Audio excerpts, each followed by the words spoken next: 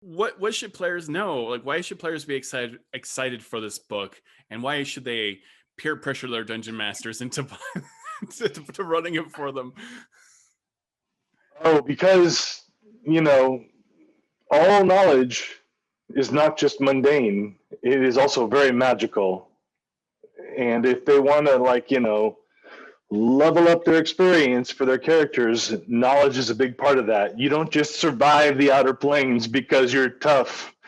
There ain't no diehard in, like, the astral plane when an astral dreadnought comes along and gulp and you're done. So you gotta, if you want to do that the really cool stuff, you have to know something, and to get to know something, you got to know someone, and Candlekeep is the someone. Wow, as a sales pitch. Right? Sometimes to get the cool stuff, you got to know a guy who knows a guy, and there you go. That's Candlekeep. All right. Candlekeep is sounding a little shady. So why should dungeon masters be excited for this particular book, and what guidance do you have for people who want to run this book? Because you have all kinds of level ranges on these adventures too. There are, and there's a lot of content to digest.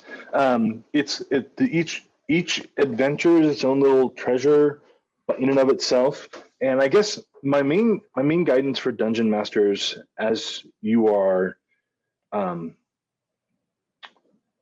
looking at this book for potential content to unearth and leash upon your players, is, it's okay to do that casual read through just for the fun of it, but when you're ready to sit down and actually start prepping this, start with the actual Candlekeep and environs, right? Not just because I wrote it, but because that is what's really going to bring that initial experience as characters are coming into the keep to life.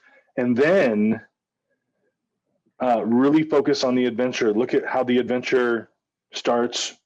Look at the reasoning about how it occurs. Look at the pacing and the order and the structure. I think there's a lot of really cool ideas in this particular book. I know for a fact that it's going to be, the entire book is being made Adventurers League legal. And we're in the process of making that happen as well. And by we, I mean mostly Chris Tulloch, who is the head of the Adventurers League now. I just focus on the content for Adventurers League in addition to my other responsibilities as a product manager for the game itself. But yeah, a lot of juicy material for a dungeon master to sink their teeth into, and the ability to be able to just go into a book, spend maybe an hour prepping a single adventure because they're not particularly long, and an adventure that's got a lot of meat to it is really enticing. How do you, and this is my final question, how do you encourage new dungeon masters? Because I could see a lot of new dungeon masters picking up this as one of their first books to actually run these little mini adventures. How do you encourage them? I would just say, if this is your first book, don't become overwhelmed by the amount of content there.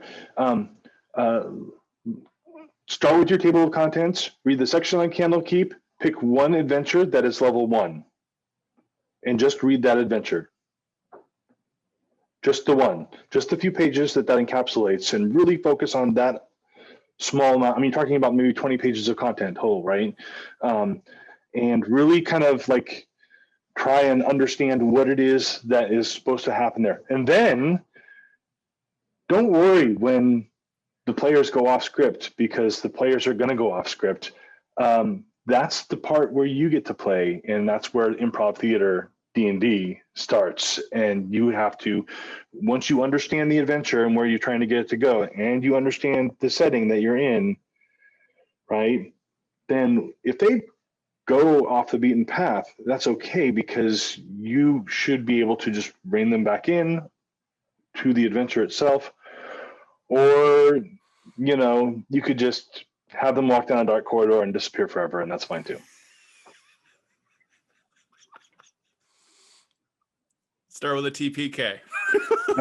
Total party kill right out of the gate. Well, I mean, there is a guardian ghost dragon in Candlekeep named, and I'm probably mispronouncing this name. Sorry, Chris. Myram, and Myram will kill you if you go to the wrong part of the library. Okay, watch out for the dragon. And exit through the gift shop. Thank you so much, Chris Lindsay. Thank you so much. It's always great seeing you. Thanks so much for being on the show, man. Thank you. Thank you, Chris Lindsay, for being on the show. Mysteries of Candlekeep comes out March 16th. You can pre-order that right now through the Amazon affiliate link in the description of this video, or you can support other videos like this by going to our Patreon page. It's a really fantastic book. I highly recommend it. Great authors, great adventures, and yeah, thank you so much for watching. Don't forget to like and subscribe and all that stuff. I hope you're having a great day. Thank you so much.